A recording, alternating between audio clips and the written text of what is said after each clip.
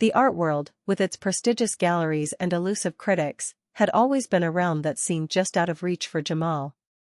He had spent years pouring his soul into his canvases, creating vivid portraits and abstract pieces that conveyed the struggles and triumphs of his community.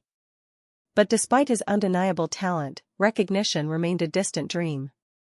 The world of high society and art collectors had turned its back on him, until now. Jamal had spent the better part of his morning preparing for this moment.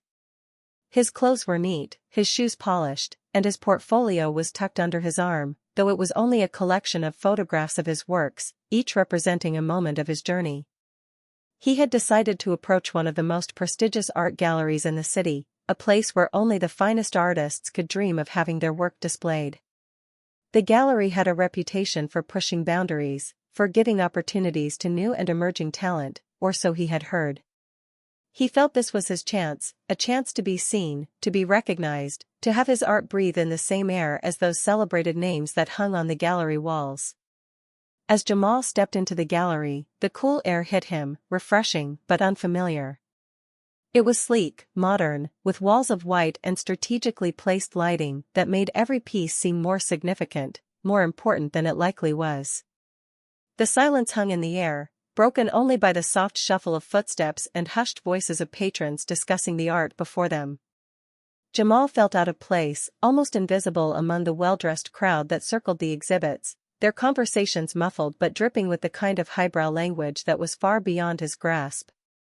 He walked past the large, expensive pieces of art, some abstract, others hyper-realistic, each more impressive than the last. His own work, he knew, wasn't at that level yet. But Jamal was proud of what he had done, proud of the journey each piece represented. His mind raced, imagining the possibilities. Maybe this gallery, with its polished, sophisticated patrons, would be the place where his art was finally noticed. He made his way to the back of the room, where the gallery owner, a middle-aged man in a dark suit, was speaking to a small group of guests. The gallery owner, whose name was Victor Caldwell, was known for his sharp eye for talent, his ability to recognize the next big thing. Jamal had done his research, and he had heard that Caldwell had a reputation for discovering artists before they made it big. Standing quietly by the entrance, Jamal waited for a break in the conversation before making his move. His palms were sweating, his nerves frayed. His mind was a mess of conflicting thoughts. Would Caldwell like his work? Would he even give him the time of day? He had no idea what to expect, but there was no turning back now. When the group of patrons dispersed, Jamal approached Caldwell, holding his portfolio firmly in his hands. Caldwell, who had been reviewing a piece of artwork on the wall, turned around at the sound of approaching footsteps. He gave Jamal a quick glance, his gaze flicking over the young artist before returning to the painting he had been inspecting. "Can I help you?" Caldwell's voice was sharp, like a man who had heard the same question 1,000 times before. There was no warmth in his tone, no interest. It was a typical response in the world of elite galleries. Every artist was a potential commodity, but only a few would ever be worth his time.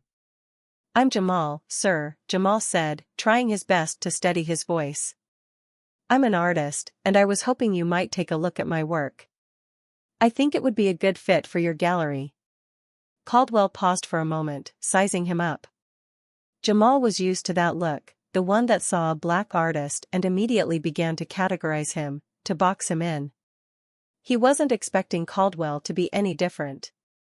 After all, galleries like this weren't known for promoting emerging artists who didn't already have a substantial following or a prestigious academic background. With a sigh, Caldwell glanced at the portfolio in Jamal's hands, but made no move to take it. "You do realize, don't you," he said, his voice dripping with condescension, "that our gallery specializes in top-tier art? What you have here, I doubt it's going to impress anyone with an eye for serious work." Jamal's heart sank at the words. He had anticipated rejection, but the harshness of Caldwell's tone cut deeper than he expected. He had worked so hard, he had poured his experiences, his pain, his joy into these pieces. To have it dismissed so casually, so easily, was a blow that he wasn't quite prepared for. "Maybe you should try one of the smaller galleries in the area," Caldwell continued, his words dismissive, almost patronizing. "They'll probably take anything at this point. But don't expect much attention here. This space is for real artists, not, whatever this is." His eyes flicked briefly to the portfolio, before he turned away, uninterested. Jamal stood frozen for a moment, the sting of the words still echoing in his chest. He wanted to argue, to defend his work, to tell Caldwell that art wasn't about fitting some pre-established mold. But the words caught in his throat. Instead, he nodded quietly, tucked the portfolio back under his arm, and turned to leave. As he stepped out into the brisk air of the street, Jamal's mind raced. He had come here full of hope, filled with a quiet confidence in his art. But now, that confidence felt like it had been shattered. The gallery had been his dream, a place where his work could finally be seen and appreciated. But instead, he had walked away humiliated, his work dismissed by someone who hadn't even taken the time to truly look at it. What Caldwell didn't know, what no one knew, was that Jamal's art was already catching the eye of collectors in other corners of the world. A few private auctions had already seen his pieces sold for significant amounts, and his name had been whispered in more than a few high-end art circles. The pieces that Caldwell so arrogantly dismissed were actually gaining value. The young artist's star was rising, even if Caldwell was too blind to see it. Jamal didn't know this yet. He had no idea that just a few months from now, his work would be the subject of fierce bidding at prestigious auctions. He would go from an unappreciated unknown to one of the most sought-after artists in the contemporary scene. For now, though, Jamal walked away from the gallery with his head held low, unaware that the rejection he had just suffered would one day be part of the story that would catapult him to a place of power in the very world that had dismissed him. The evening was elegant, a private event reserved for only the most prestigious guests in the art world. The gallery, now hosting a collection of contemporary and modern works, was filled with whispers of excitement and the clinking of glasses. There were renowned collectors and powerful patrons, the types of people who could make or break an artist's career with the flick of a pen. Jamal had no idea that on this night, two people who could change the course of his life would be present in the same room, people who, unbeknownst to him, were already on the cusp of uncovering a deeply buried secret. Hannah and Thomas Rivers were an old-money couple, a force in the art world for decades. Retired now, they were still an iconic presence at gallery openings, always impeccably dressed, and with eyes that missed nothing.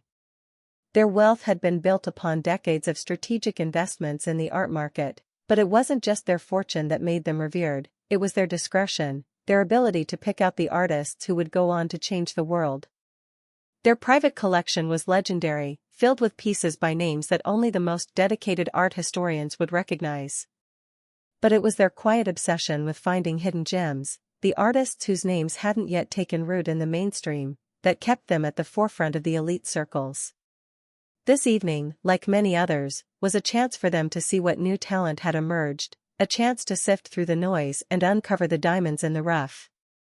When they arrived at the gallery, the well-lit exhibits and the bustling crowd made for an overwhelming first impression, but Hannah and Thomas had long ago learned how to filter out distractions.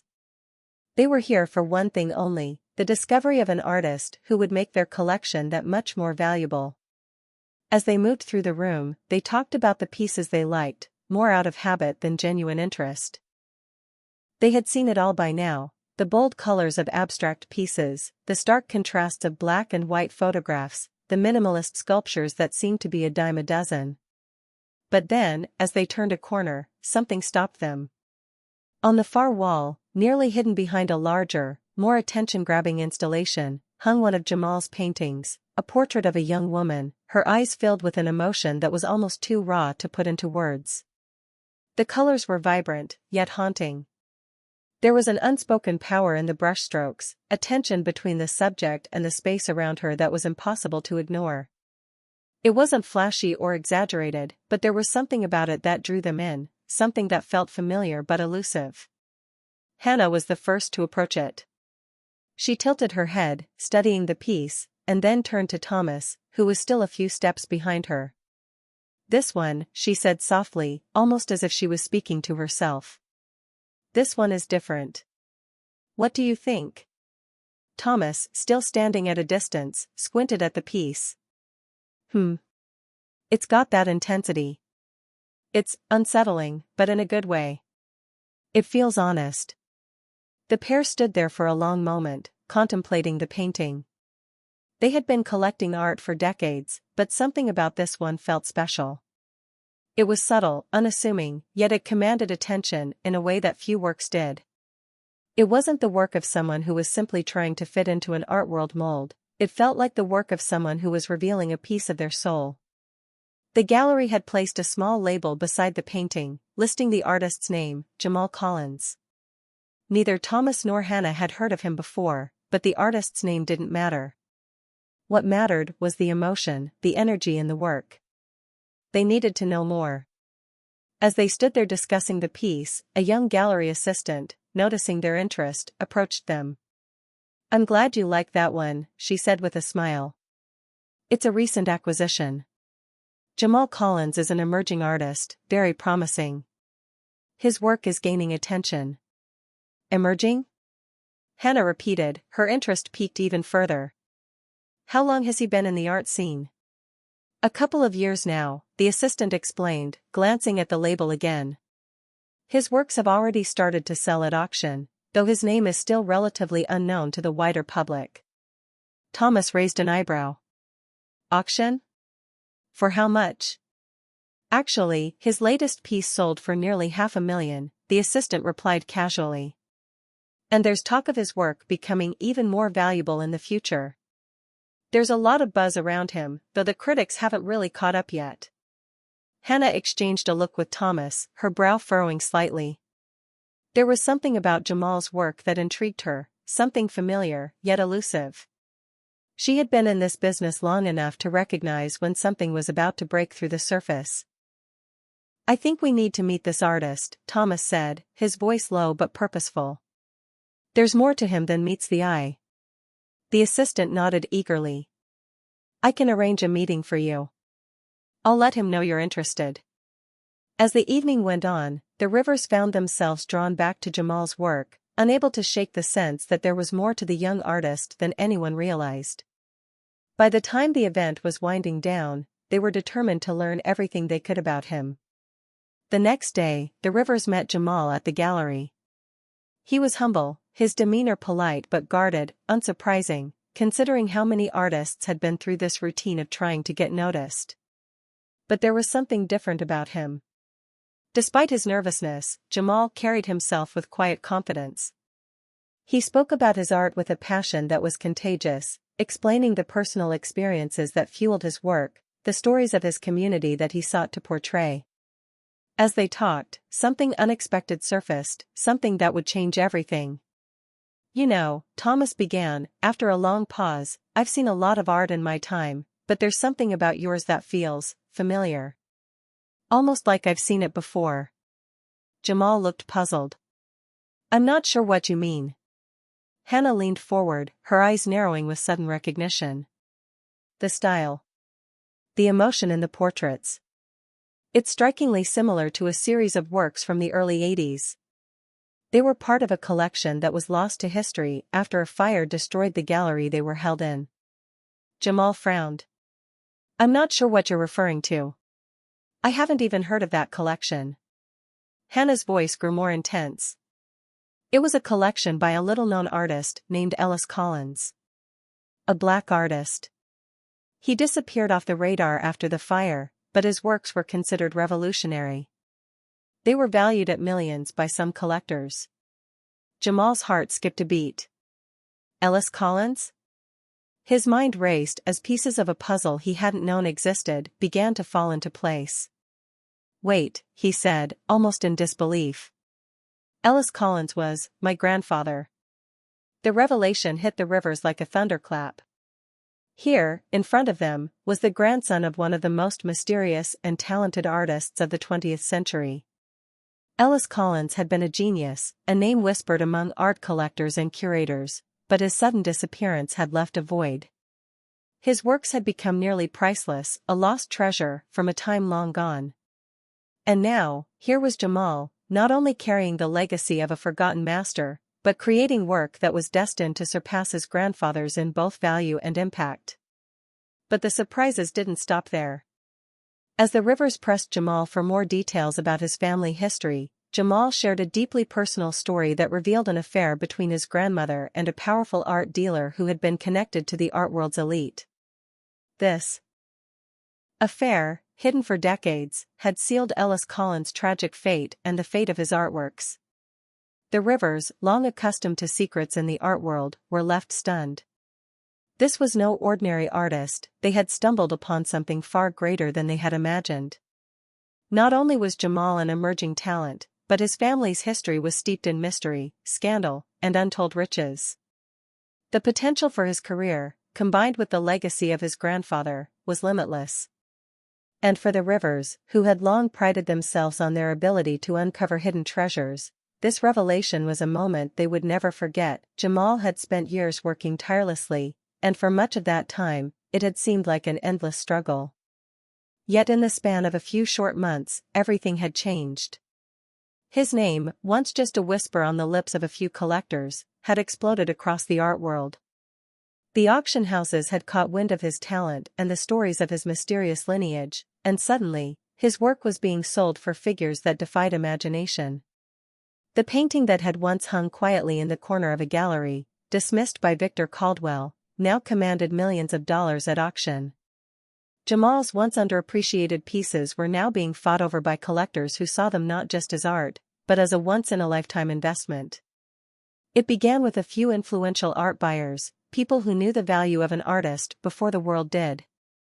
They had recognized the raw power in Jamal's portraits, his ability to capture a soul with a single stroke of the brush. What had once been dismissed as unrefined and experimental was now seen as groundbreaking, as an authentic expression of emotion and experience that few artists could replicate. The whispers of his family's connection to Ellis Collins, the lost genius of the 80s, had added an aura of mystery, heightening the allure of his work. As word spread, the demand for Jamal's paintings grew exponentially. His pieces were soon being auctioned off at international events, fetching prices that many in the art world would have thought impossible for a relatively unknown artist. A small portrait of a young boy, a piece that had once sold for a few $1,000s at a local gallery, now went for nearly $1 million. Another, a stunning depiction of a black woman with a fierce expression, commanded nearly $2 million at Sotheby's. Jamal's rise was swift, almost shocking. From being mocked by Caldwell to being lauded by critics and collectors, the transformation was nothing short of extraordinary. Within a matter of months, his name was among the most sought after in the art world. His works were displayed in galleries across the world, from London to New York to Paris. Curators clamored to add his pieces to their collections, and prestigious art collectors began calling, hoping to secure a piece of his burgeoning legacy before it was too late. It was at one of these high-profile auctions that Jamal found himself with a small fortune in his bank account, a sum of money that was hard to comprehend. The success had given him more than just financial security, it had given him the freedom to follow his vision, to carve out a space for his art in a world that had once rejected him. But the journey wasn't over. The artist knew there was still much to be done, still much to prove. And as the recognition continued to pour in, Jamal made a decision: he would return to the gallery that had once dismissed him. He had been invited to several other exclusive galleries since his breakthrough, and many had even reached out to him, offering him solo exhibitions. But there was something about that original rejection, something that burned in his gut every time he thought about it. The memory of Caldwell's sneering dismissal, the condescending remarks about his art, still stung. Now that he had the means, the reputation, and the power, he wanted to return, not as a humble artist seeking validation, but as a successful force in the art world. He was no longer the one seeking approval. Now, he had the power to shape the careers of others, to make or break the very gallery that had once turned him away. On a crisp autumn afternoon, Jamal walked through the front doors of the gallery, his step steady, his heart calm, but his mind sharp with purpose. The moment felt surreal. The cold, sterile interior of the gallery, with its pristine white walls and expensive, well-lit artwork, felt like a distant memory. He had been here before, as a hopeful, unknown artist. but today, he was someone else entirely. His presence in this space was no longer a form of submission, it was a statement.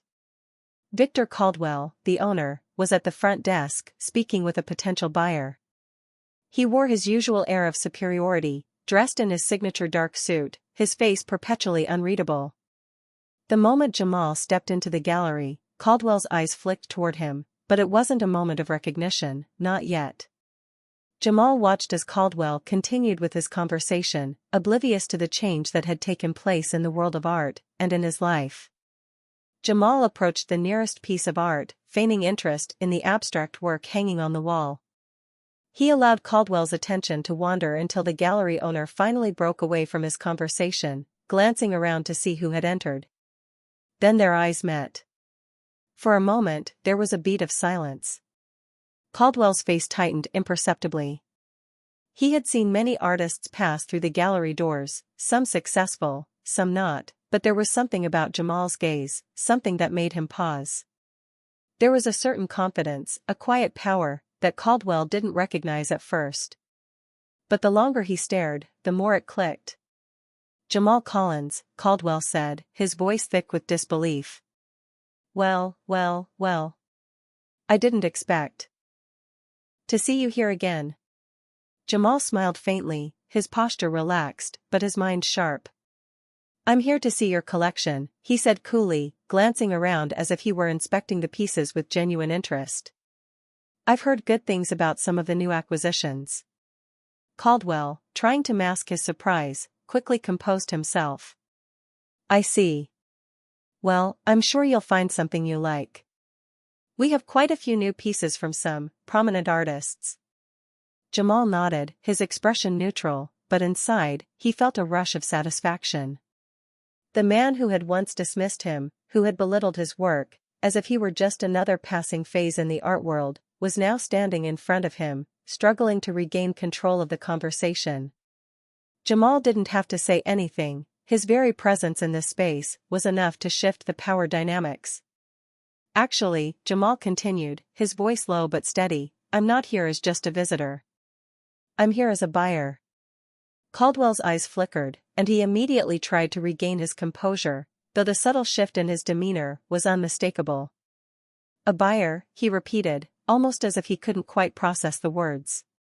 Jamal reached into his coat pocket and pulled out a small card, handing it to Caldwell without ceremony. "I'm interested in acquiring some of your finest pieces for my collection. In fact, I was thinking of making an investment in this gallery." Caldwell's eyebrows shot up. Jamal's words hung in the air like a challenge, a declaration that the tables had turned completely. The gallery that had once been the place where Jamal had sought validation was now a place where he could flex his power. He had come full circle, not just as a successful artist, but as someone who could change the trajectory of galleries and collections. Victor Caldwell's arrogance had always been his defining trait, but in the face of Jamal's success, it was now a weakness. Caldwell tried to play it off, but Jamal could see through the facade. The gallery owner, who had once sneered at him, now found himself in the uncomfortable position of needing Jamal more than he ever could have imagined. Caldwell's career, his reputation, was hanging on the whims of buyers like Jamal, buyers who were no longer just artists looking for recognition, but powerful players in the art market. "You know, Mr. Collins," Caldwell said, his voice now strained, "we've always prided ourselves on representing the highest caliber of artists here. If you're serious about acquiring some of our pieces, I'd be happy to show you the collection." "I'm serious," Jamal said firmly, his eyes never leaving Caldwell's. "And I'm not here to just buy art. I'm here to make a statement." It was a statement Caldwell couldn't ignore. The artist who had once been cast aside was now in a position to make or break the future of this gallery. He had come not to ask for a place, but to claim his own. The power had shifted. And in that moment, the gallery owner realized that the arrogant dismissal he had shown years ago was not only a mistake, it was a costly one. As Jamal walked out of the gallery, the weight of his success settled in. The road ahead was still long, but he had taken a definitive step toward cementing his place in the art world. And in doing so, he had exacted a quiet revenge, not through bitterness, but but through sheer success, proving to Caldwell, and to anyone else who had ever doubted him, that the tables had turned for good. The gallery had always been a symbol of prestige, of the art world's inner circle, a place where only the most significant names hung on the walls, where the elite came to buy, to showcase, to converse in hushed tones about the value of art. Jamal had walked out of this space once, his head low, rejected and humiliated. But now, as he approached the glass doors once more, there was no trace of hesitation in his step. He was no longer the hungry, struggling artist hoping for a break. He was someone else entirely, a man who had taken his rejection, his pain, and turned it into an unstoppable force. Jamal had made a name for himself, his work soaring in value and stature. The very paintings that had once been dismissed by Victor Caldwell had become the talk of the art world, fetching millions at auction. Jamal was now a prominent figure, a wealthy collector, and the owner of an expanding portfolio that included not just his own art but pieces by other artists he had come to admire. His name was now synonymous with success. But today, Jamal wasn't just here to admire the gallery's collection. He had come with a purpose that had been brewing in the back of his mind since the day Caldwell had rejected him. He was here to acquire a masterpiece that would complete his own collection. But more than that, he was here to return to the place where he had been humiliated and remind Caldwell just how wrong he had been. As Jamal stepped inside, the familiar scent of polished wood and expensive art filled the air. The gallery was immaculate, its lighting crisp and sharp, casting long shadows on the walls. For a moment, Jamal paused, his gaze sweeping over the paintings, sculptures, and installations. Everything felt almost too familiar, like a scene from his past that he could now see with a new perspective. No longer a hopeful outsider, he was a player in this world now, one with the means to reshape it. Victor Caldwell, as always, was at the front desk, engaging in small talk with a few potential buyers. He stood tall, his posture immaculate, his face set in its usual mask of indifference. As Jamal entered, Caldwell looked up briefly, his eyes scanning the room without giving much attention to anyone until they landed on Jamal. At first, there was no recognition. Caldwell's gaze was blank, uninterested in yet another customer. Jamal didn't hesitate. He walked toward the center of the room with confidence, each step measured and purposeful. It wasn't until he stood directly in front of Caldwell that the gallery owner's expression flickered for the briefest of moments, like a shadow crossing his face. He looked up again, this time with a sharper focus. "Can I help you?" Caldwell asked, his voice polite but detached, as if he had seen thousands of clients come and go. Jamal smiled, a smile that was calm but carried a quiet power. "Yes, you can," he replied. "I'm interested in making a purchase. I'd like to see your finest pieces." For a moment, Caldwell looked confused, as though he were trying to place the face in front of him. It was only when Jamal subtly adjusted his coat, revealing the elegant design of his outfit, that the recognition clicked in Caldwell's eyes. His eyes widened, the once confident facade faltering for just a fraction of a second. Jamal's voice remained steady. "I believe you remember me," he said softly, watching as Caldwell's expression shifted from indifferent to one of subtle disbelief. "I was here a while back, and you had some rather harsh words for my work. But I'm here today not as an artist trying to get noticed. I'm here as a buyer." Caldwell's throat tightened. His breath caught for a moment, and his usual smirk faltered. He tried to mask his surprise, but Jamal could see it. The realization hit Caldwell with the force of a wave. This was the same artist he had dismissed, the same one whose paintings were now selling for millions. The man standing before him was no longer a struggling nobody. Jamal was a titan in the art world now, a man who could buy, sell, and reshape entire galleries. The power dynamic had shifted dramatically, and Caldwell had been on the wrong side of history. I didn't realize it was you," Caldwell stammered, his voice cracking slightly. "You've done quite well for yourself, I see." Jamal gave a slight nod, his smile growing just a touch. "I have. I've done more than well. And I'm here to make a purchase, not to reminisce about past mistakes." As Caldwell tried to regain his composure, a voice from the side caught Jamal's attention. He turned to see Hannah and Thomas Rivers, the retired couple who had played a significant role in his rise to prominence, standing near the collection. They had been quietly observing the interaction, their eyes bright with understanding. They knew the significance of this moment better than anyone.